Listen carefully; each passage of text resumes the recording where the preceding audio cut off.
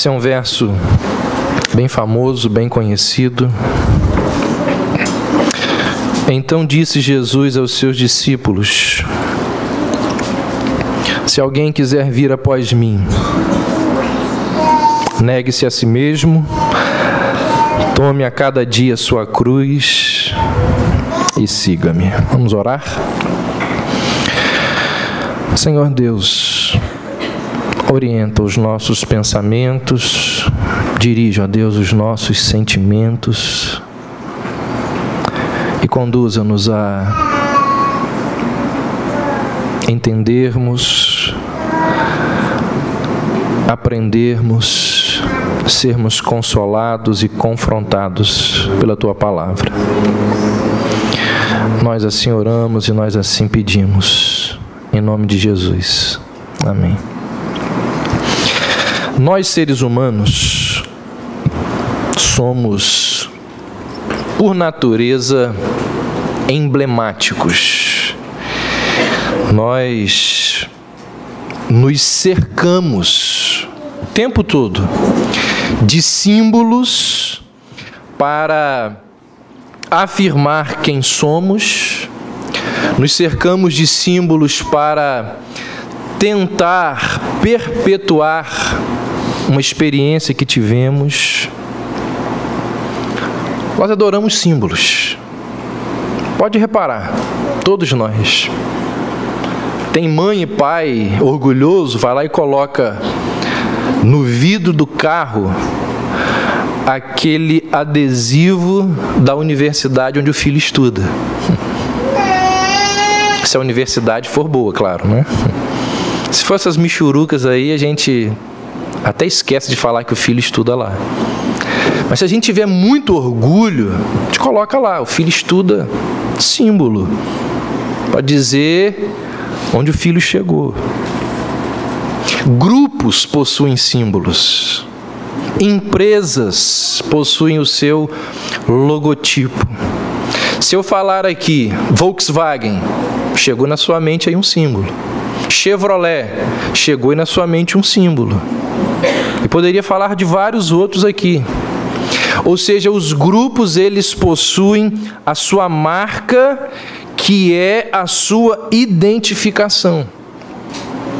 As religiões também possuem um símbolo visual, um símbolo que exemplifica, normalmente, um aspecto importante da sua história, da sua crença.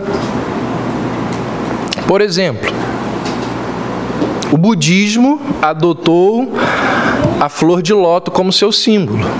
Tem um motivo pelo qual. O judaísmo moderno adotou a estrela de Davi. E aí vale lembrar isso. Estrela de Davi é do judaísmo, não é do cristianismo. O Islã tem lá a meia-lua como seu símbolo. O marxismo, que para muitos não é apenas uma ideologia política, mas é uma religião. O marxismo adotou o martelo e a foice. A raça ariana tem como símbolo a suástica. Então, todas as religiões, grupos políticos, ou quase todas, ou muitas, possuem lá o seu símbolo. O símbolo do cristianismo é a cruz. Mas nem sempre foi assim. Ao longo da história, o cristianismo teve vários outros símbolos. Por exemplo, teve uma época em que o símbolo do cristianismo era um peixe. E era um peixe porque no grego as iniciais da palavra peixe formam as iniciais, ou um acróstico da seguinte expressão: Jesus Cristo, Filho de Deus Salvador. Por isso que adotaram o peixe como símbolo do cristianismo. Além do peixe, outras figuras também já foram símbolos do cristianismo em algum momento da história. Por exemplo, a Arca de Noé, Abraão matando o cordeiro lá no lugar de Isaque, Daniel na cova dos leões. Jonas sendo vomitado pelo peixe, lá um quadro, já foi usado em alguns lugares como símbolo do cristianismo. A imagem de alguns batismos, um pastor carregando uma ovelha. Esses já foram símbolos do cristianismo em algum momento da história. No entanto, chegou um momento quando os cristãos entenderam que o emblema cristão universalmente aceito teria necessariamente que falar de Jesus Cristo. Tem que falar de Jesus.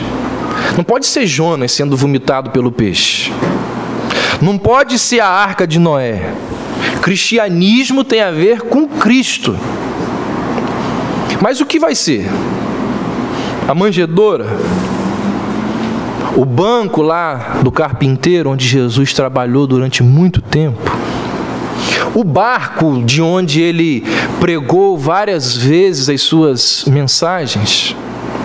Seria lá a pedra removida do sepulcro? Ou seria um trono para mostrar que ele é rei, simbolizando ali a soberania divina, a qual João, lá na sua visão em Apocalipse, viu que Jesus partilhava? Depois de muito debater, os cristãos entenderam que deveriam comemorar como centro da compreensão que tinham de Jesus, não o seu nascimento, não a sua juventude, não o seu ensino, não o seu serviço.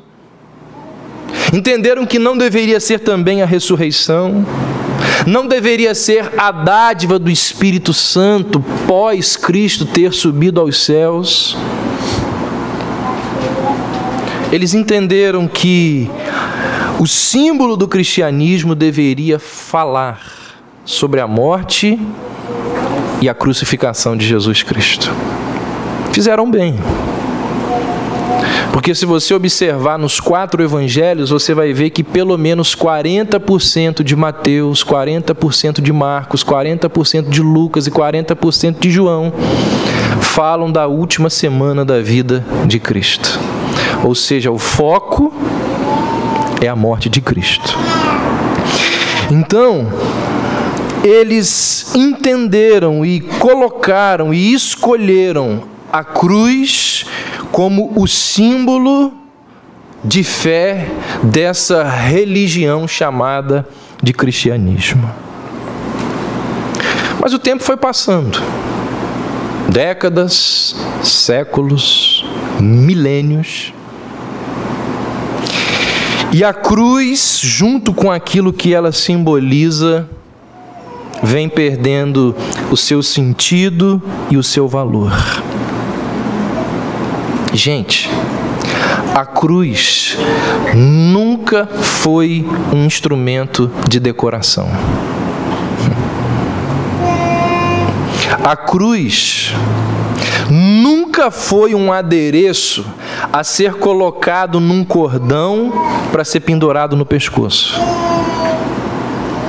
A cruz, ela sempre foi exclusiva de malfeitores. A cruz sempre esteve ligada a escravos estrangeiros que não se davam bem dentro de um império, a pessoas sem posição social, sem posição legal, porque essas pessoas, junto com assassinos, rebeldes, ladrões, traidores, essas pessoas eram aquelas que eram escolhidas para serem colocadas numa cruz. A cruz sempre foi, ou sempre esteve associada ao pior dos pecadores, ao pior de todos os homens. A cruz sempre foi algo abominável. Por causa da cruz, as pessoas ali, logo depois, as gerações logo depois de Cristo, as pessoas zombavam, ironizavam, ridicularizavam o cristianismo. Primeiro, porque como pode uma religião ter como o seu Deus um homem morto. E morto, não de qualquer jeito, mas morto, sendo condenado como criminoso e submetido à forma mais humilhante de execução naquele momento. Então, essa combinação de morte, crime e vergonha colocava Jesus muito além do respeito. O que falar então de adoração? Para piorar as coisas, o próprio livro do cristianismo vai dizer lá em Deuteronômio 21:13 que aquele que for pendurado no madeiro é maldito de Deus. Então, os primeiros inimigos do cristianismo ridicularizavam a reivindicação cristã de que o escolhido e ungido de Deus e Salvador dos homens foi parar numa cruz. O quadro mais antigo da crucificação, se você desejar vê-lo, é só você ir ali em Roma. Num dos museus ali daquela cidade tem esse quadro, lá do 2º século, bem perto da época de Jesus. Foi descoberto num monte chamado Palatino, ali em Roma. E estava pendurado numa parede de uma casa que foi usada como escola para pajens imperiais. E ali naquele desenho altamente grosseiro, esticado numa cruz, está um homem com a cabeça de um burro. Corpo de homem, cabeça de burro. Era o conceito dos inimigos e dos céticos do cristianismo acerca do cristianismo. Pessoas que prestavam culto a um burro, àquele que foi exposto ao ridículo.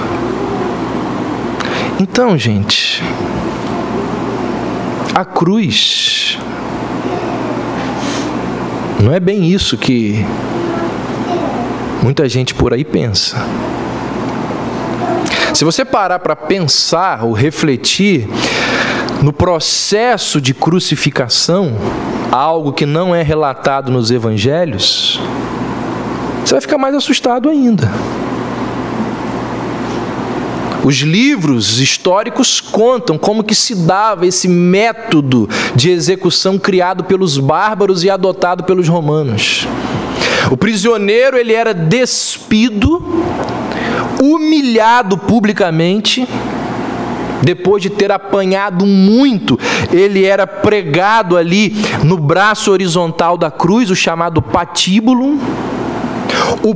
Os pés ali no poste vertical. Os pregos utilizados na cruz, principalmente na crucificação romana, tinha de 13 a 18 centímetros, finos na ponta e engrossando em direção à cabeça, para que na hora que entrasse, rasgasse os tecidos da mão.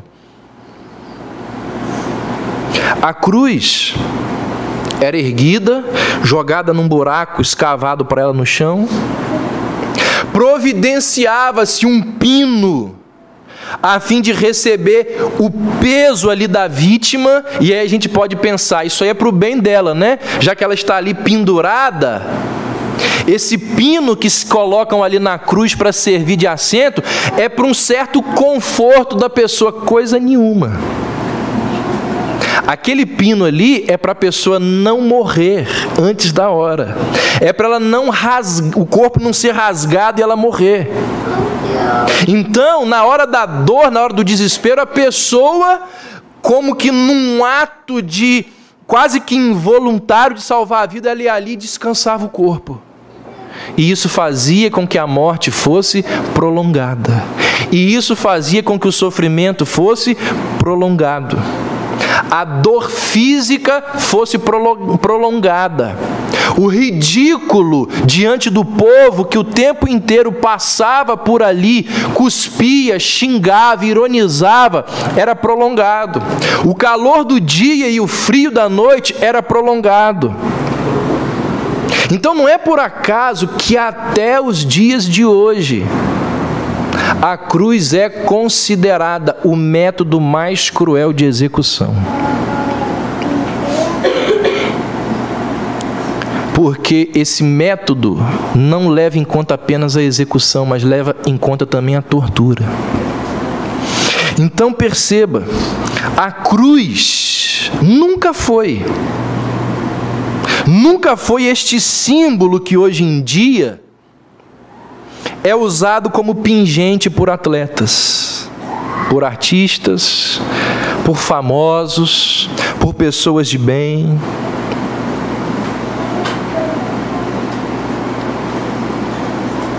Vou andar com a cadeirinha elétrica aqui no meu cordãozinho. Vou andar com um revólver no meu cordão.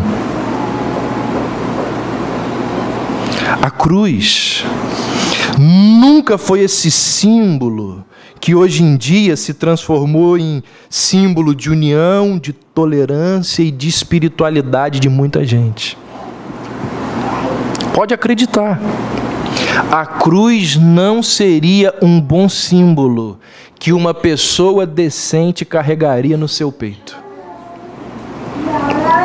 A verdade é que muitos dos que usam a cruz no pescoço hoje ficariam horrorizados, escandalizados se compreendessem o verdadeiro significado da cruz. Paulo vai dizer que a cruz é um escândalo. Ele não diz isso? Paulo vai falar do escândalo da cruz. E esse escândalo da cruz, ao longo dos tempos, foi desaparecendo. E a mensagem da cruz, ela está sendo reinterpretada, modificada para se adequar à mente das pessoas a uma sociedade materialista, hedonista como a nossa. A W. Tozer, num dos seus livros, ele diz assim, falando sobre a cruz: nos tempos modernos, totalmente sem aviso e despercebida, uma nova cruz surgiu nos círculos populares evangélicos. Parece-se com a antiga cruz, mas é diferente. As semelhanças são superficiais e as diferenças fundamentais.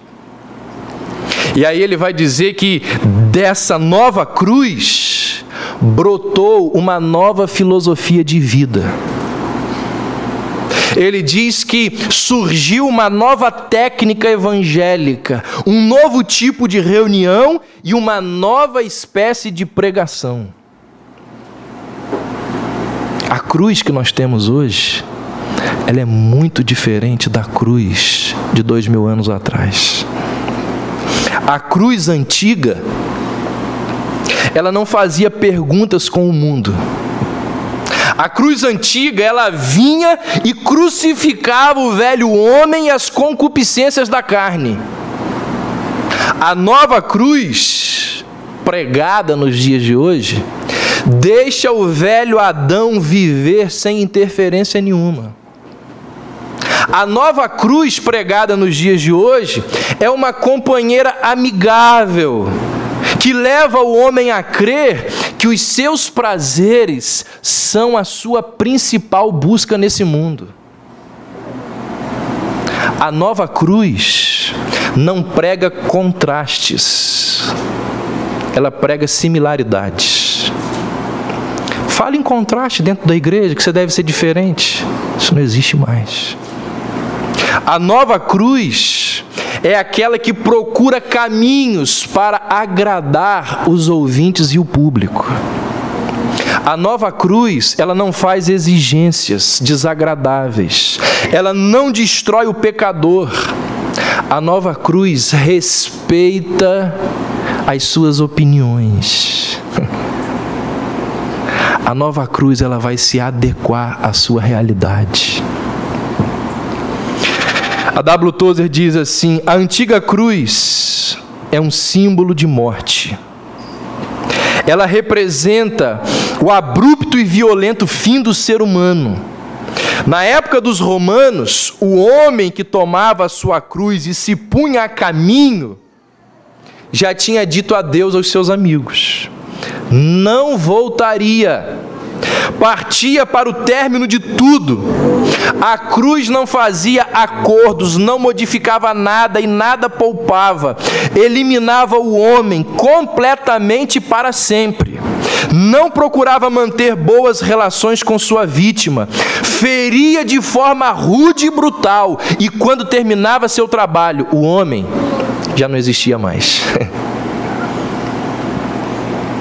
Os pastores, diz a W. Tozer, deixaram de ser profetas com um ultimato e passaram a ser diplomatas que massageiam os egos daqueles que pagam os seus salários.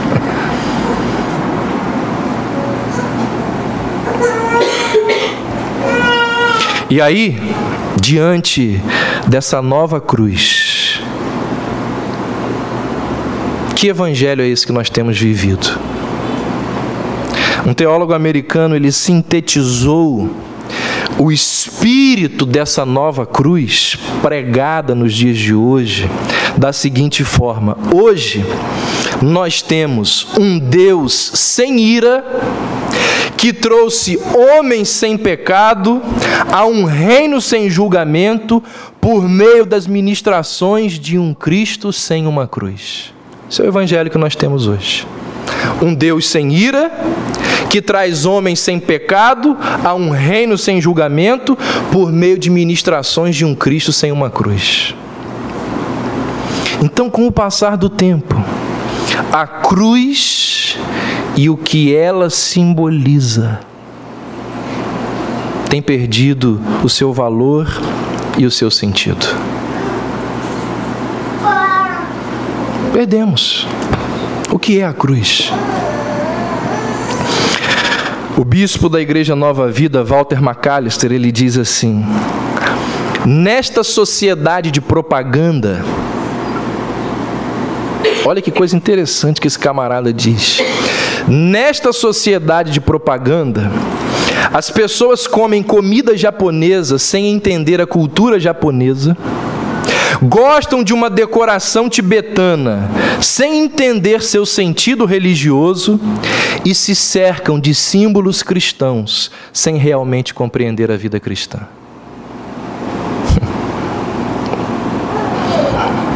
Irmãos, quando nós participamos da ceia,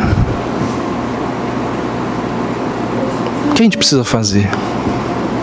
Num momento como esse, quando a gente cumpre a ordem de Cristo de lembrar ao longo dos séculos, ao longo da história da igreja, da sua morte e ressurreição, a gente precisa resgatar o sentido da cruz, as exigências da cruz, a mensagem da cruz. Deixa eu falar uma coisa para você, que talvez você não lembre disso. A cruz de Cristo transformou Cristo em maldição por causa de você. A cruz de Cristo levou Deus Pai a derramar sobre Deus Filho a sua ira.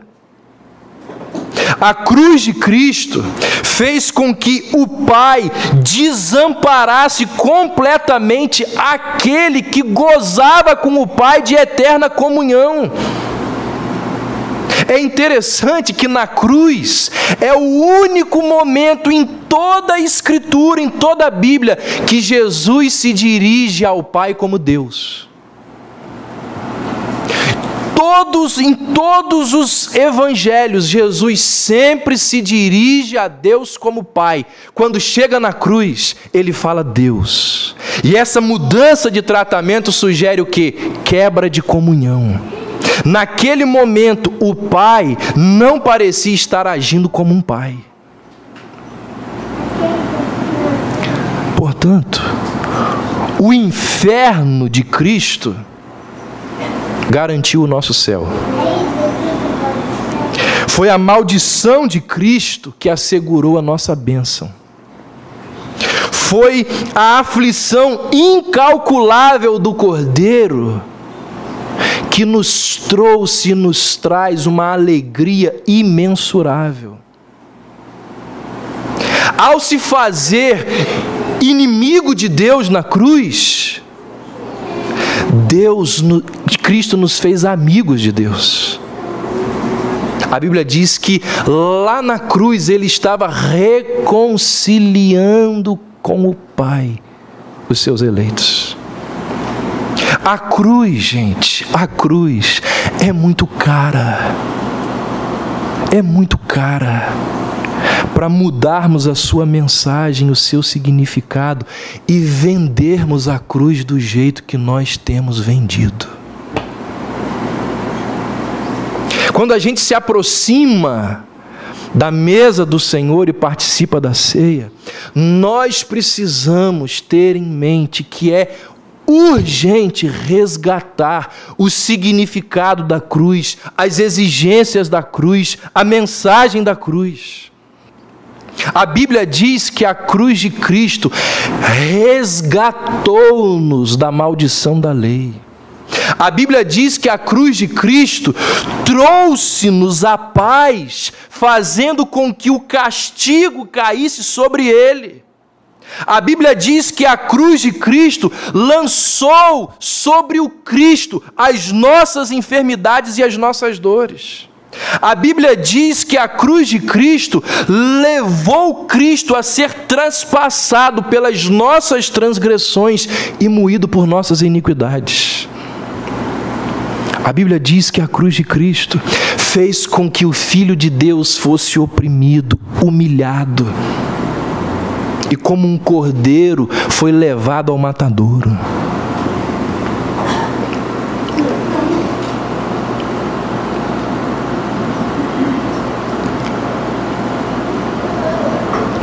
A cruz, disse a W. Tozer, sempre cumpre sua finalidade, destruindo um padrão estabelecido, o da vítima, e criando outro padrão, o seu próprio. Assim as coisas sempre saem como ela quer. Ela vence ao derrotar seu oponente e impor sua vontade sobre ele. A cruz sempre domina. A cruz nunca entra em acordos, nunca faz trocas ou concessões, nunca cede um pouco a favor da paz. Ela não se importa com a paz. Importa-se apenas em terminar mais rapidamente possível a oposição contra ela. Com perfeito conhecimento de tudo, Cristo disse: se alguém quer vir após mim, a si mesmo se negue dia a dia, tome a sua cruz e siga-me. Então, a cruz não somente trouxe um fim à vida de Cristo, mas também a primeira vida de cada um de nós, a vida velha, de cada um dos verdadeiros seguidores de Cristo. A cruz destrói o padrão antigo. A cruz destrói o padrão de Adão. A cruz destrói a vida anterior de todos aqueles que afirmam um dia ter sido regenerado por Cristo. Então, o Deus que ressuscitou Cristo dos mortos, ressuscita o crente e uma nova vida começa. Isto e nada menos é o verdadeiro cristianismo. Precisamos fazer algo em relação à cruz. E só podemos fazer uma de duas coisas: fugir da cruz ou morrer nela. Ou você foge da cruz, ou você morre com ela. Não tem